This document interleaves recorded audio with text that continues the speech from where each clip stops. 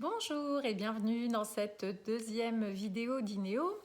Alors hier j'étais en formation, donc j'ai rencontré un groupe de 11 personnes, 2 hommes et 9 femmes, et j'ai croisé, comme à mon habitude en formation, de petites cocottes minutes et de petites éponges. Alors, ça m'a donné l'idée de vous en parler dans ce petit sujet, voilà, le syndrome de l'éponge et le syndrome de la cocotte minute. Alors, je vais m'intéresser au premier, les éponges émotionnelles, parfois hypersensibles, qui vont absorber complètement tout ce qui se passe autour d'eux. Et j'ai l'habitude de parler des deux qualités qu'on a et qu'on va développer selon les situations et selon les relations qu'on a, c'est-à-dire l'empathie et la sympathie. Et j'aime faire cette distinction, souvent je le pose sous forme d'interrogation, ce qui déjà amène à plein de choses très très différentes dans la vision qu'on a de ces deux mots. Et en définitive, j'amène les personnes à se rendre compte que l'empathie et la sympathie ont en commun le mot pathie, qui vient de pathos en grec et qui veut dire souffrance.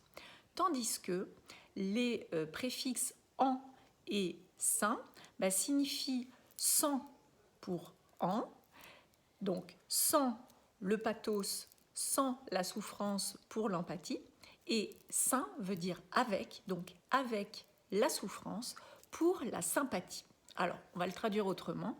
Ça veut dire que quand quelqu'un souffre, si j'ai avec lui un relationnel, un lien affectif, où j'ai des affects donc pour lui, c'est-à-dire des sentiments, vraiment quelque chose qui nous relie de profond, eh bien une partie de moi va souffrir puisque je vais être en sympathie avec la personne.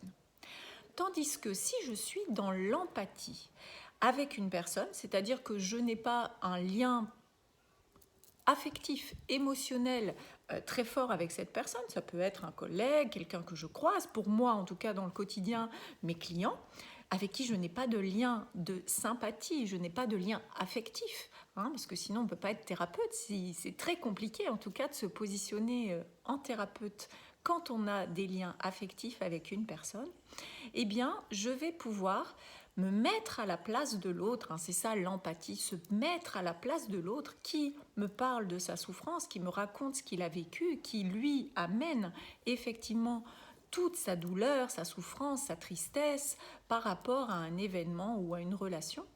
Je vais pouvoir me mettre à la place de cette personne et comprendre à l'intérieur de moi ce que ça peut faire si je me mets dans cette situation, si je me dis voilà je vais vivre ça ou je vis ça, effectivement je peux imaginer ce que la personne ressent. Par contre, je ne le ressens pas. Je ne le ressens pas. Je ne suis pas triste. Je ne me laisse pas toucher affectivement. Donc, les éponges vont avoir tendance à avoir une hypersensibilité, un lien affectif, une hypersensibilité émotionnelle qui font qu'en fait, elles se mettent en sympathie avec tout le monde, avec une personne à la caisse du magasin, avec leurs collègues en formation, avec leurs collègues au travail, avec le voisin, etc.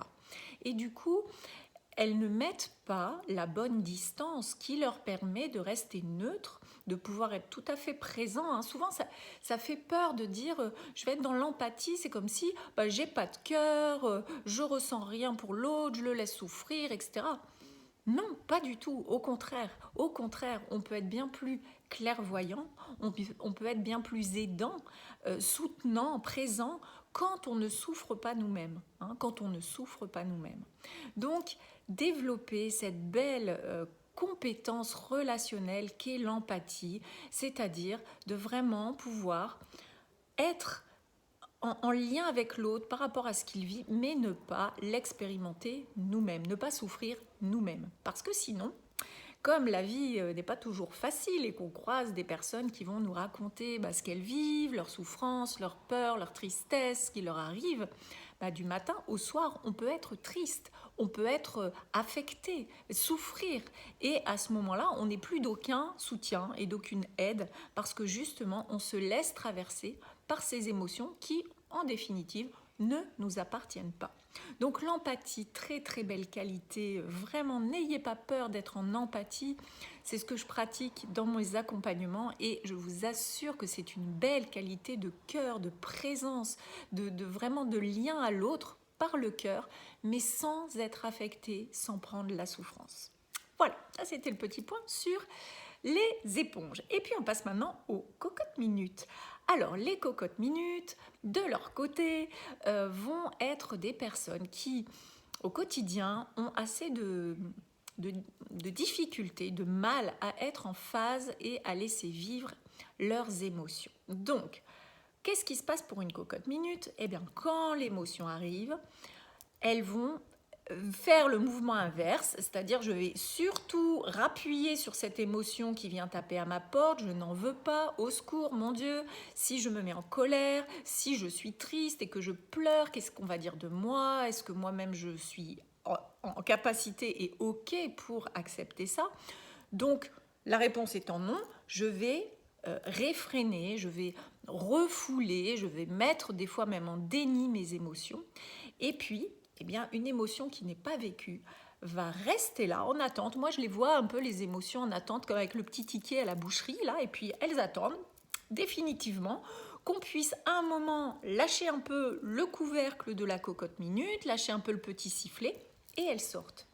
Et ce qui se passe donc dans le syndrome de la cocotte minute, c'est que on va accumuler des frustrations, de la colère, de la tristesse. Tout ça, ça va faire un ambroglio à l'intérieur de nous qui va nous mettre sous pression. Et au moindre petit événement qui se passe, eh bien, on va tout décharger. La cocotte va complètement exploser et on va trouver que c'est complètement disproportionné par rapport à l'événement. Et c'est vrai, en fait, c'est complètement disproportionné puisque ce n'est pas l'événement. L'événement, c'est juste le déclencheur. C'est celui qui vient faire la goutte de trop, qui fait déborder le vase, ou justement le petit sifflet de la cocotte minute qui pète.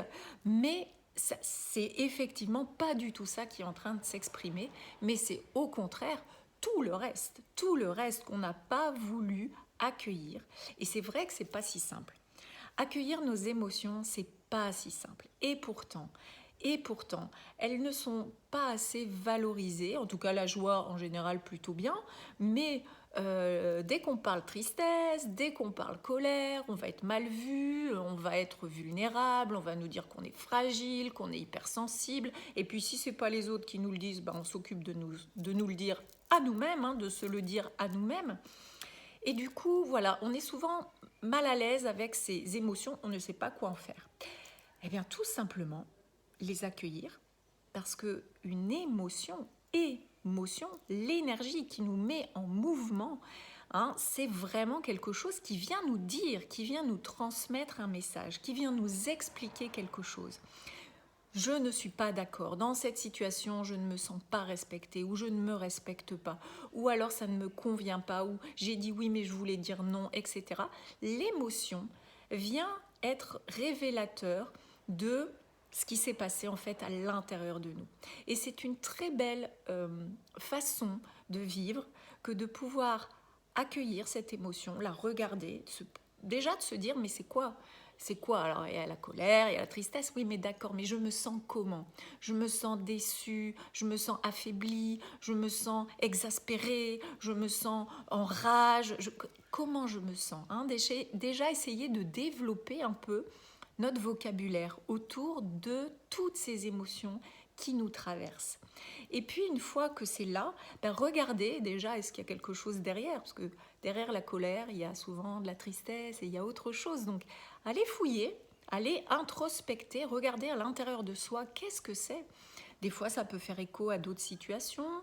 Des fois, ça peut simplement être quelque chose qui ne peut pas être ok, ne me respecte tellement pas que c'est pas possible et c'est ça qui déclenche. Ou bien c'est des accumulations, et dont on ne sait que faire. Et cette émotion qui vient nous donner ce message, eh bien si on l'écoute, si on écoute ce message, il n'y a pas de raison que ça soit de plus en plus fort et que ça soit l'escalade et que justement au final la cocotte minute explose, parce que simplement on aura vidé au fur et à mesure notre trop-plein émotionnel, on aura regardé ce qui se passait pour nous. Et c'est un beau cadeau à s'offrir. Peut-être ça peut passer par un carnet d'écriture, par un moment d'introspection en fin de journée, d'aller visiter les émotions qui n'ont peut-être pas pu être accueillies au moment où elles se sont présentées, et bien de leur laisser une vraie place en fait, et de se dire, ben voilà, qu'est-ce que tu es venu me dire, qu'est-ce que j'apprends de moi, et qu'est-ce que je peux faire surtout pour accueillir, écouter et peut-être changer de comportement, changer de posture, peut-être ne pas systématiquement dire oui, prendre un petit temps de recul et me laisser le droit, le choix, m'autoriser à dire non si ça ne me convient pas ou pas tout de suite ou pas dans ces conditions-là. Et c'est un bel apprentissage vraiment de réconciliation à faire avec ses émotions. Voilà, alors je dédie ce post, cette vidéo à toutes les éponges et les cocottes minutes qui se retrouveront dans mon témoignage, dans ma présentation. Et puis surtout, prenez soin de vous et au plaisir de vous accompagner, de répondre à vos questions si vous en avez. Il y a plein de techniques qui peuvent nous aider. J'ai parlé de l'écrit, ça peut être la respiration, la sophrologie, tout peut aider à partir du moment où on est dans plus de conscience, plus de moments présents, plus d'écoute à nous-mêmes. Et ça, c'est vraiment des merveilleux cadeaux que je vous invite à vous offrir. À très bientôt!